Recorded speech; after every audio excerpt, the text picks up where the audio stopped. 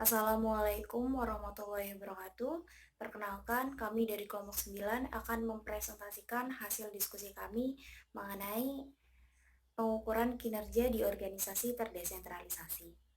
Dengan anggota yang pertama, saya Nisaun Mukaromah Alfaini, NIM 293, 2 Puji Kurniasari, NIM 004, dan ketiga Sofi Elmi Hasanah, NIM 034.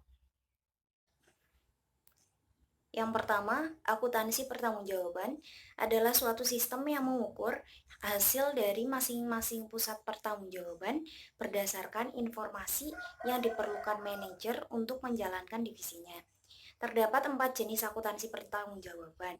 Yang pertama, pusat biaya atau cost center, yaitu pusat pertanggungjawaban di mana manajer hanya bertanggung jawab atas biaya. Yang kedua, pusat pendapatan atau revenue center, yaitu pusat pertanggungjawaban di mana manajer hanya bertanggung jawab atas penjualan.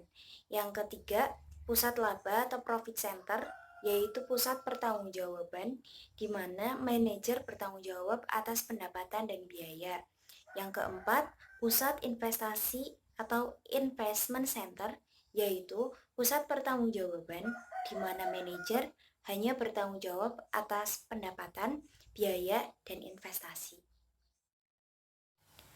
Kemudian yang selanjutnya yaitu desentralisasi adalah pendelegasian wewenang pada manajer tingkat bawah untuk membuat keputusan dan melaksanakannya di area yang menjadi tanggung jawabnya. Alasan diperlukannya desentralisasi yaitu yang pertama, memudahkan dan mempercepat pengambilan keputusan dengan menggunakan informasi lokal. Yang kedua, kualitas keputusan lebih baik karena dibuat oleh orang yang paling mengetahui kondisi operasional. Yang ketiga, manajemen tingkat atas dapat lebih berfokus pada kebijakan dan rencana strategik perusahaan karena keputusan harian dilakukan oleh manajemen tingkat bawah. Yang keempat, sarana untuk memotivasi manajer divisi sekaligus ajang latihan untuk mengelola seluruh aspek yang ada dalam area tanggung jawab. Yang kelima, meningkatkan kompetisi dan mendapatkan divisi pada kondisi pasar. Selanjutnya, mengevaluasi kinerja pusat investasi. Pusat biaya diukur kinerjanya dengan membandingkan antara biaya aktual dan biaya anggaran. Terdapat dua metode, yaitu Return on Investment atau ROI dan Economic Value Added atau EVA. Yang pertama, Return on Investment atau ROI merupakan ukuran kinerja pusat investasi yang paling umum digunakan. Rumusnya yaitu ROI sama dengan laba operasional dibagi aset operasi rata-rata. Yang kedua, laba residu atau EFA. Laba residu adalah laba operasional setelah pajak dikurangi dengan total biaya modal tahunan. Rumusnya yaitu EFA sama dengan laba operasi setelah pajak dikurangi biaya modal rata-rata tertimbang dikali modal total yang digunakan. Selanjutnya, kesulitan yang sering dihadapi oleh perusahaan adalah bagaimana menghitung biaya modal, Cost of Capital Employed atau COC.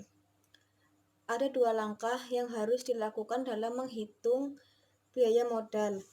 Yang pertama, menentukan biaya modal rata-rata tertimbang. Biasanya, perusahaan harus terlebih dahulu mengidentifikasi sumber pembiayaan investasi.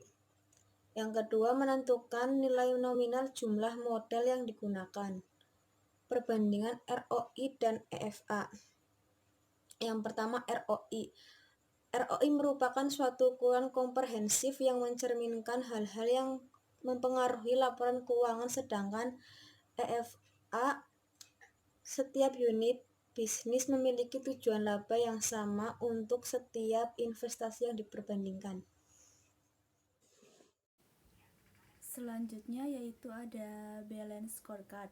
Balance Scorecard atau BSC merupakan suatu sistem manajemen strategi yang menjelaskan mengenai misi serta strategi dari suatu perusahaan ke dalam tujuan operasional dan tolok ukur kinerja perusahaan tersebut. Scorecard sendiri memiliki makna kartu skor.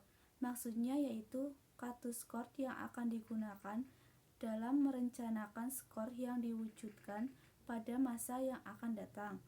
Sedangkan balance memiliki makna berimbang, yang artinya dalam mengukur kinerja seseorang atau suatu organisasi harus diukur secara seimbang dari dua sudut pandang seperti keuangan dan non-keuangan, jangka panjang dan jangka pendek, intern dan ekstern.